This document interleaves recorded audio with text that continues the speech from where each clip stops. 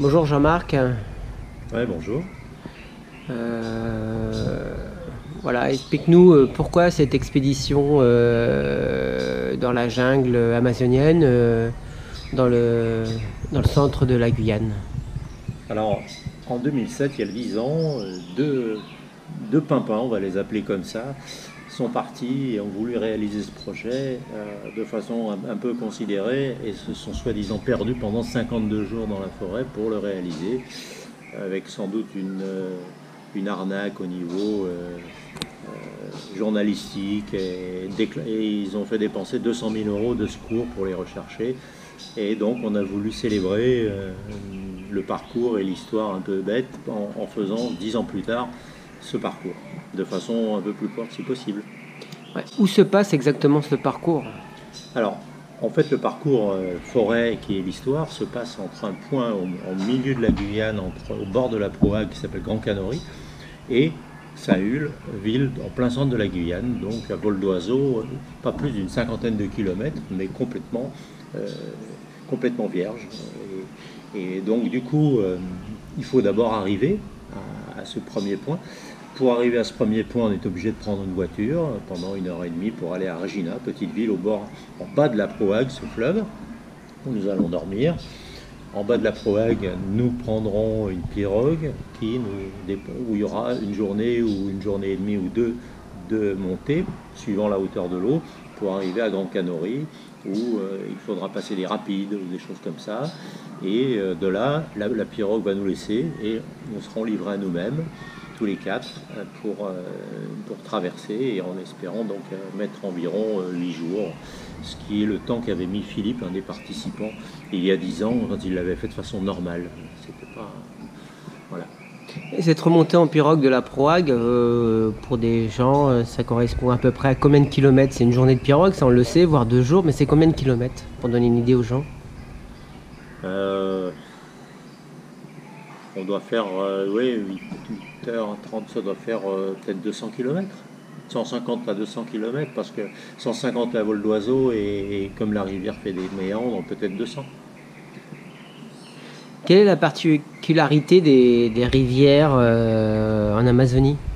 Alors, ces rivières-là sont non navigables, c'est-à-dire qu'elles ne sont ni signalisées, et donc elles sont pleines de cailloux qui dépassent à des endroits où quelqu'un qui ne connaît pas la navigation va casser son moteur très rapidement.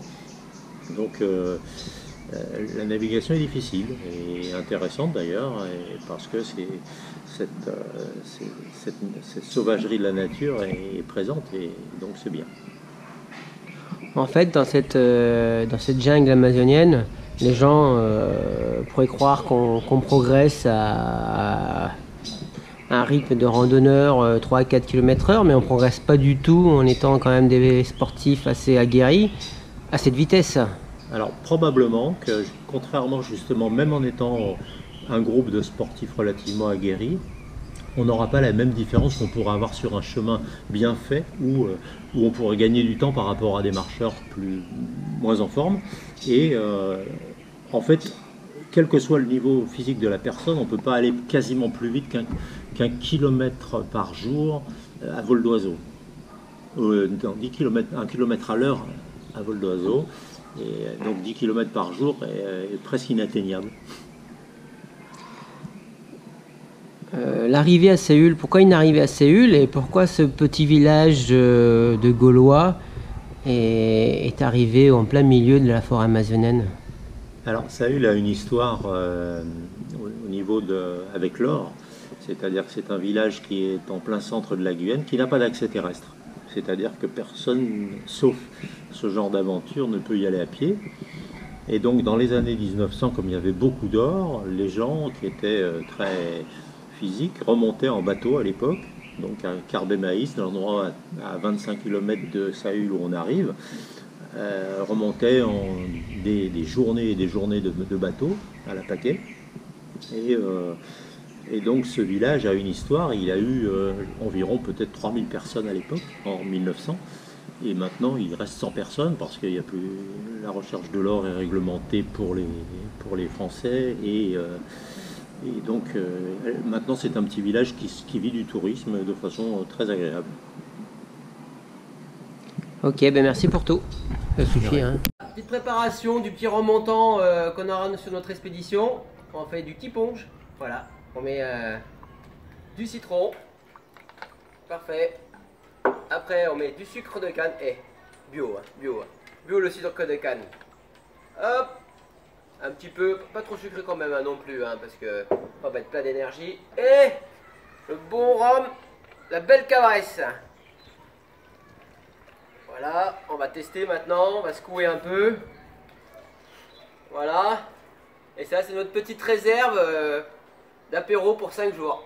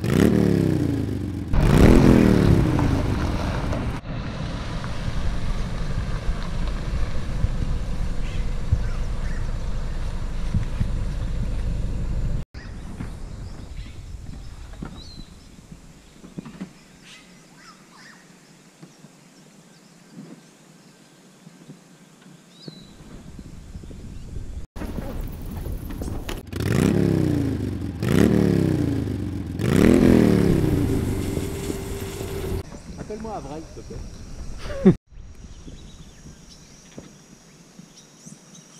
Premier réveil au bord de la jungle. Aujourd'hui, enfin hier soir c'était du luxe. Belle nuit en hamac, avec un beau réveil par les singes hurleurs.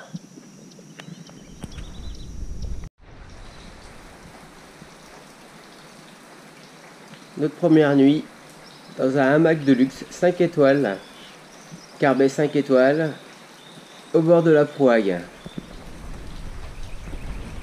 Ça va, ouais. Nico, cette première nuit? Ah bah c'était bien, c'est 100% confort là. On est grand luxe encore en Guyane, pas de lit, que du hamac. De toute façon, il n'y a pas de lit en Guyane. Hein. Pas de lit en Guyane. Avec les singes hurleurs au réveil, c'est parfait.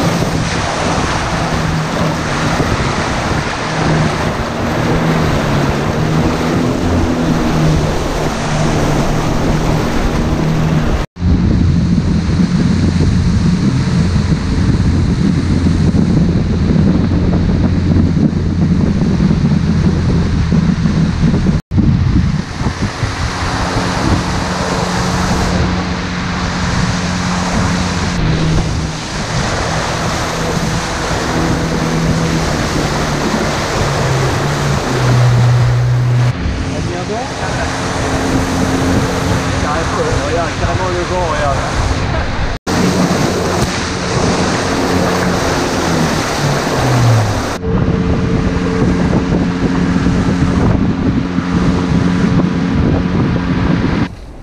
Nico, qu'est-ce que tu manges toi? Je mange du poivre du Brésil. Ça passe là. Droit dans le sujet. Beaucoup de bateaux se retrouvent coulés ici en touchant au rocher.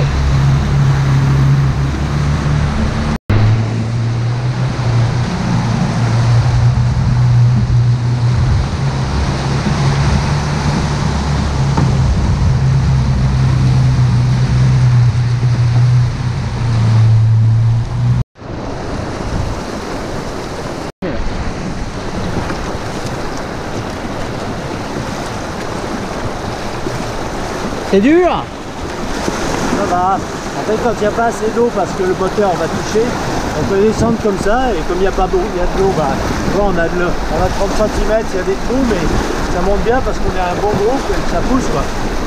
Par contre, on a perdu le chauffeur là.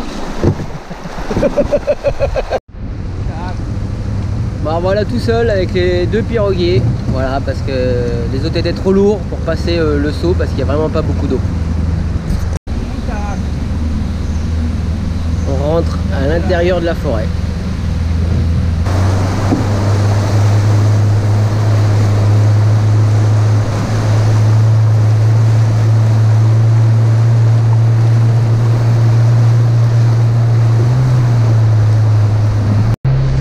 Là, les rapides sont vraiment très très fortes.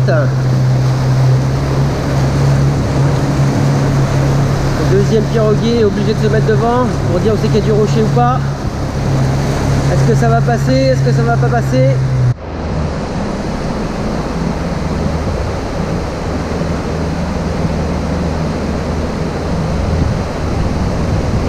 Là, ça s'aventure là-dedans.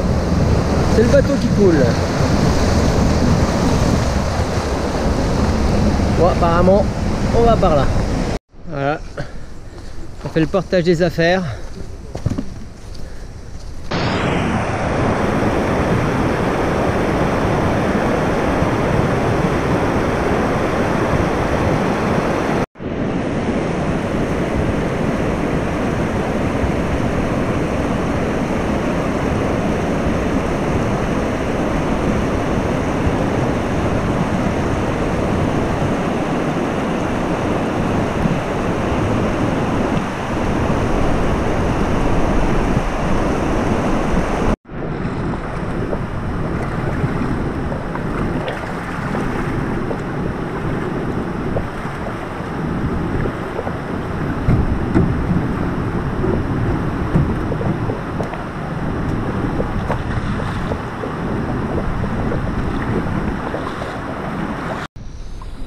Voilà, on rembarque l'essence, les sacs, les touques,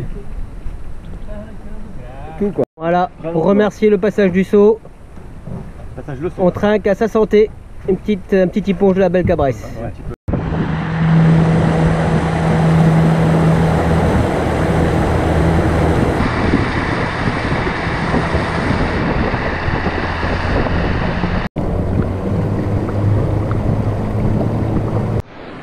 Pas de pied.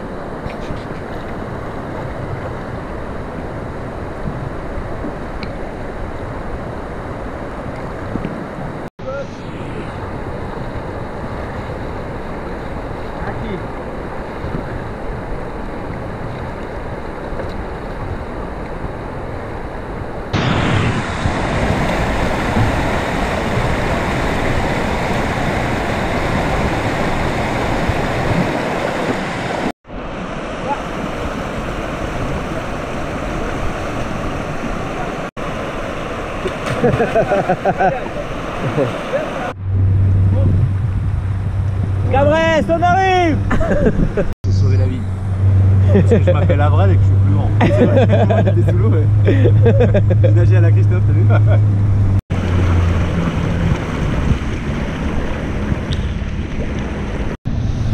Voilà où s'arrête notre trip en pirogue. Il y a du orange, il y a du camouflé.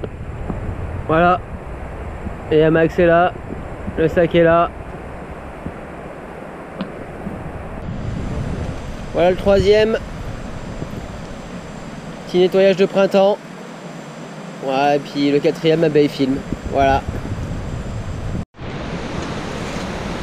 Voilà, Nico est en train de faire l'affûtage de son sabre avant qu'on parte en randonnée dans notre forêt. Hein Nico? Ouais. Alors l'affûtage? Bien. Parfait.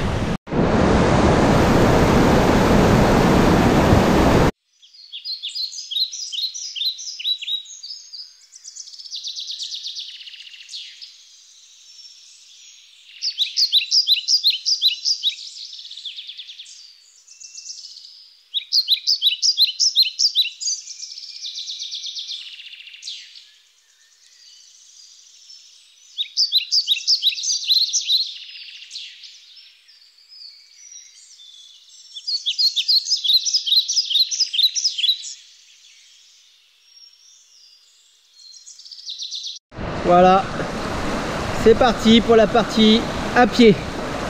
Voilà, premier passage de rivière. Première gamelle pour moi aujourd'hui.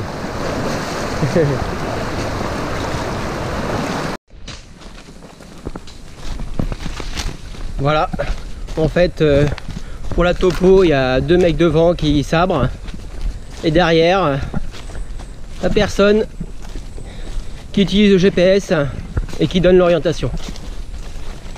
Et en troisième, le... Voilà, là on est sur du plus dense en forêt.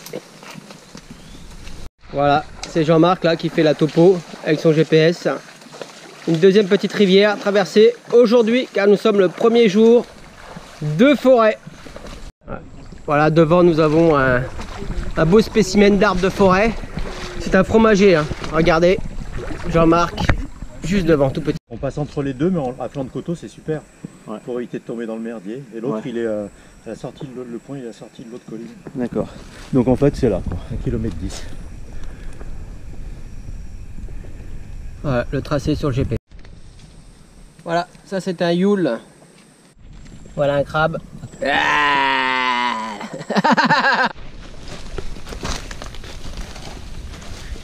On essaye d'aller rechercher les crêtes pour avoir moins de forêt dense.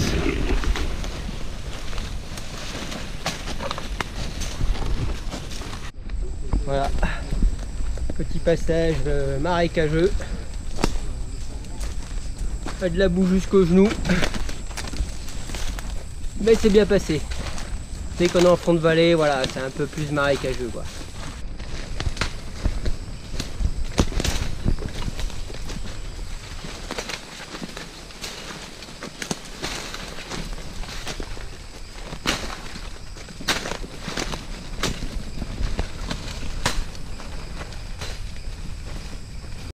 Charbonnière. C'est un mâle, on reconnaît en dessous, regardez, elle a la forme creuse pour pouvoir grimper la femelle. Allez, je vais la reposer. Voilà, nous sommes arrivés à notre premier campement et c'est la préparation du camp. Voilà, faire le tour des arbres, en prendre deux costauds, faut pas qu'on tombe. Le campement commence à prendre forme. Là, c'est ce qu'on de la bouteille, vous voyez. La bouteille pleine, heureusement. La bouteille de rhum pleine, à mon avis. Il est parfait. Ramassage du bois pour préparation du petit feu. Jour 2 de jungle. Après un bon petit déjeuner, une bonne petite nuit sans pluie.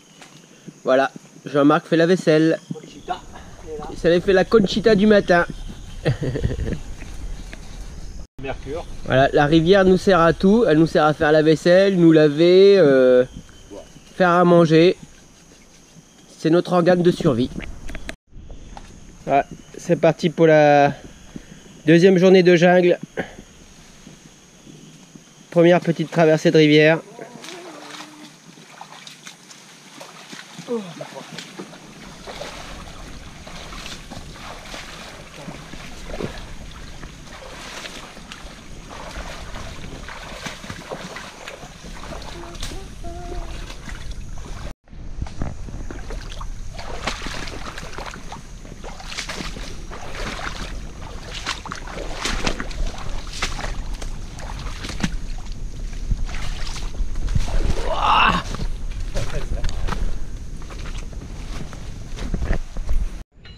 Jean-Marc qui nous refait un petit point topo. Voilà, les coupeurs de liane attend quand même gentiment là. Voilà, on est sur une partie un peu plus plate là.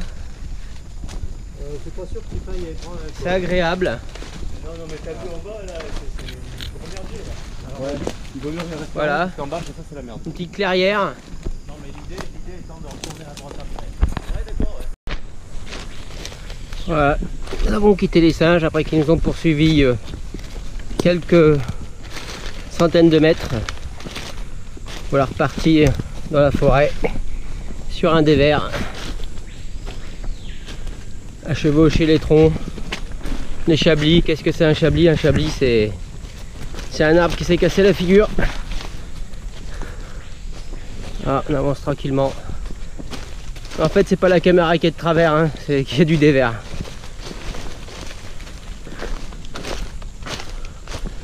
Voilà. Je vais rester pour la piqûre de fourmi.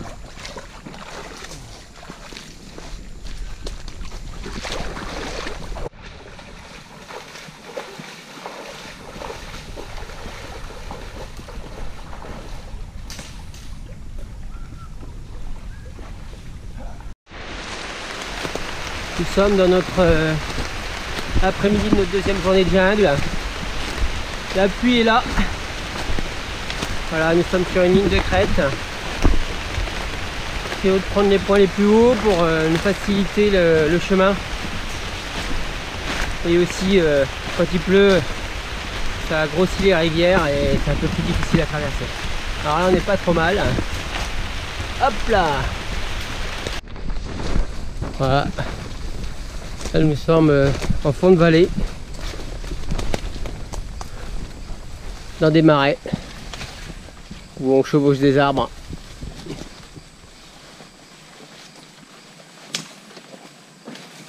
Ça avance, pas très vite, 1 km/h.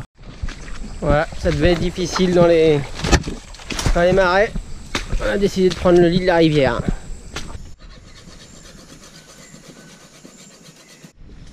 Jour 3 de jungle. Ouais, ça monte droit dans la pente dès le départ. Ça va Nico? Ouais, ça va bien là. Hop, 4, ouais. Voilà, ce que vous attendez là, c'est l'oiseau mon père.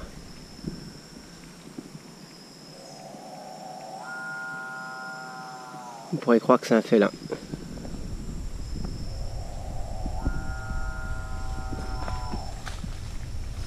On peut y aller. Bon. Ouais. Jean-Marc en pleine descente, t'en rappelles, C'est ça. de la pente qui était assez raide quand même. Hein. Mais la récompense est là. Voilà, une bonne rivière. Remplissage des gourdes dans la rivière. Et là, ça remonte raide dans la pente. Voilà. Une belle dendropate. Superbe. Jaune. Non, non, il ne faut pas y toucher. Hein. Surtout ne pas y toucher cette dendropate parce que c'est très venimeux.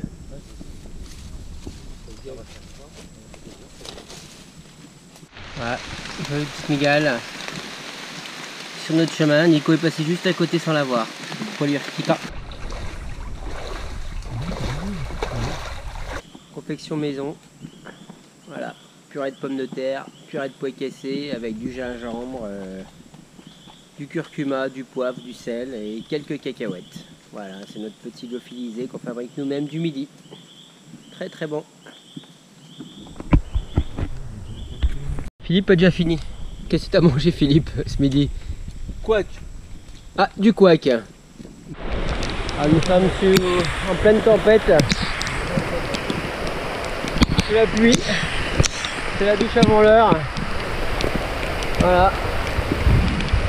Et puis en plus ça tonne et il y a l'orage. Oh putain, la branche qui est tombée là, faut faire attention parce qu'en temps de pluie, on peut prendre des gros morceaux sur la tête. Hop là! Faut arrêter les conneries là. On va essayer de trouver un endroit un peu plus sécurisé parce que quand vous voyez déjà tout ce bois ici, c'est qu'il est tombé et qu'on risque d'en prendre sur la gueule pendant la pluie quoi.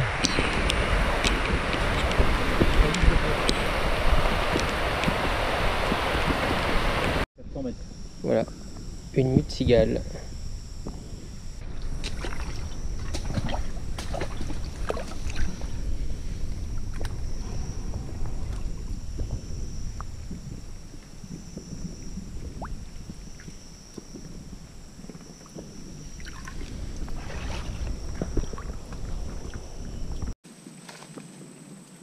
Tunia resta.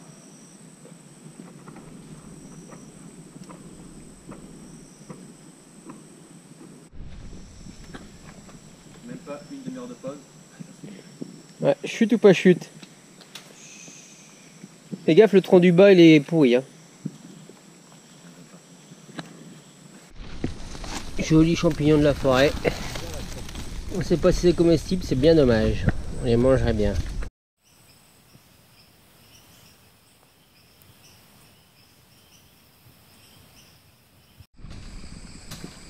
Installation du camp. 4e nuit consécutive complètement dans la jungle. Ah, mais il n'y a pas d'espace ici là. Voilà la chambre de Jean-Marc.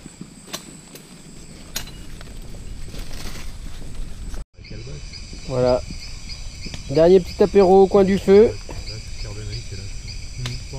Jean-Marc qui fait encore la topo. Enfin, on n'a pas l'intention de faire une étape de nuit là, Jean-Marc. Hein. 17 km. Voilà le feu de camp. Magnifique feu. Voilà, on fait chauffer l'eau sur le feu, même s'il pleut. Quand on n'a pas le choix, on a besoin d'eau chaude pour manger. Voilà, Jean-Marc a mis la veste. Nico souffle.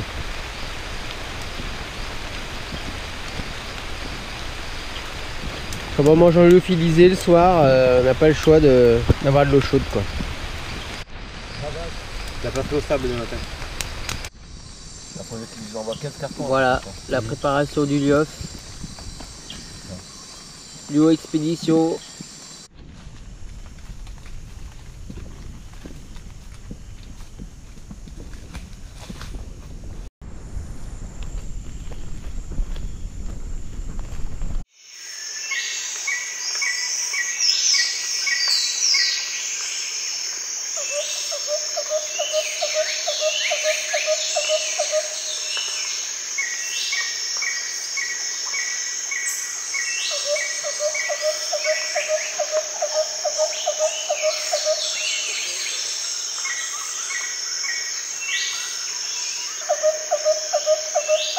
Voilà, Jean-Marc essaye d'envoyer son message. Donc ça fait 3 jours qu'on n'a pas pu donner de nouvelles. On va très bien, mais on a peur que les gens s'inquiètent, donc on s'est arrêté à un endroit sur un chablis où le ciel est plus ouvert parce que l'arbre est tombé. Et on essaye d'envoyer un message en disant tout va bien. C'est pour Martine, la maman de Nico. Voilà, de s'orienter avec le soleil. Soleil vide, de regarder tout le temps le GPS et d'économiser les batteries. Voilà, fourmi flamande. C'est assez énorme. Hein.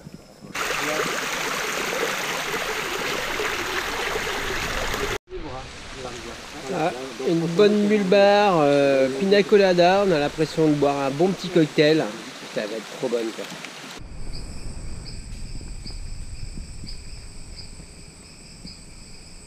D'habitude les singes hurleurs on les entend le matin. Là c'est le soir. Voilà ma maison, je vous la fais visiter. Voilà, on va dormir ici. La partie sur notre 6e jour de jungle. Et peut-être le dernier, hein, parce qu'on a l'intention d'arriver à Séoul aujourd'hui. On a pris beaucoup de retard. Voilà, on fait à peine 10 km par jour à vol d'oiseau. Il doit nous en rester à peu près 25. Alors on pense qu'on va faire un 24 heures non-stop. Ça c'est fait. 8-6 Carbenaïs. 8-6 Ouais. Quoi 8-6 ah ben.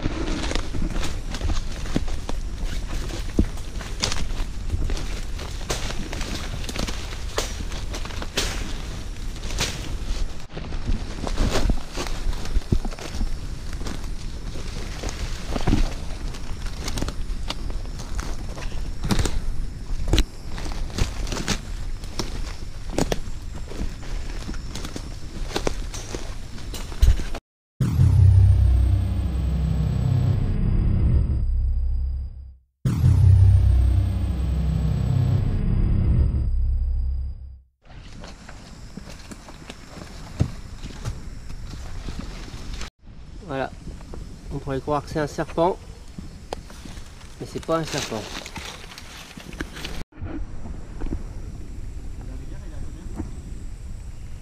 Bah, elle était à 2 km tout à l'heure. Un point sur le GPS. Sur le bord gauche. Tu restes sur le bord gauche et on plongera au dernier moment. Ça fera peut-être moins de terrain difficile.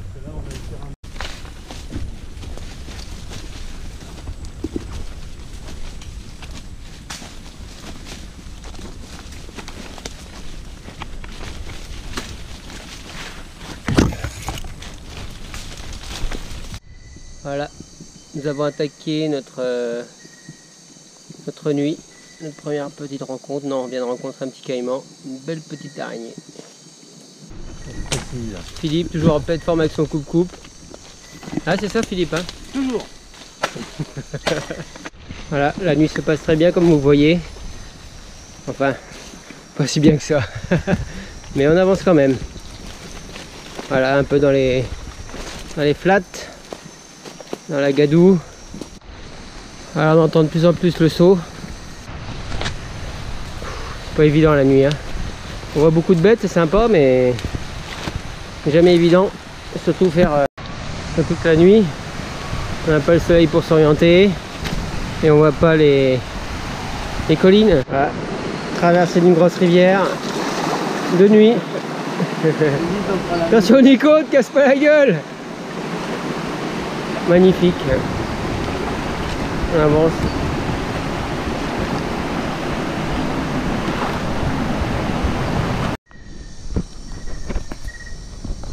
Voilà mes pieds avant les 25 derniers kilomètres. Un petit peu irrité, mais juste un petit peu. Hein. Terra faisait le blondie. Terra faisait le blondie.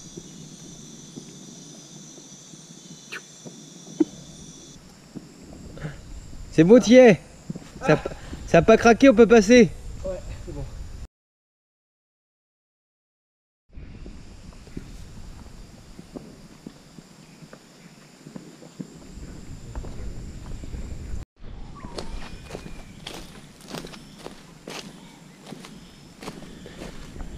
Les bruits de la forêt sont toujours magiques.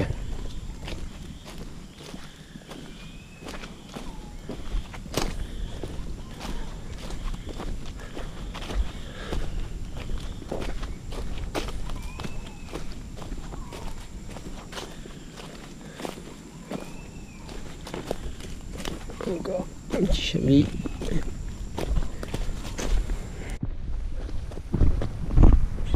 Voilà au village de Saül. Dernière allée droite. Encore quelques mètres. Nous allons arriver au bout de notre voyage.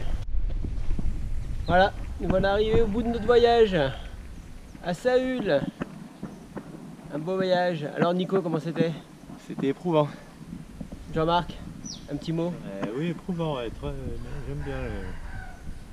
Philippe, un petit mot? J'aime les 230. Ouais, parce que Philippe, ça fait 2 fois qu'il le fait. Bah, moi, je pense pas que je vais le faire 2 fois. Voilà l'état de mes pieds après 7 jours de jungle.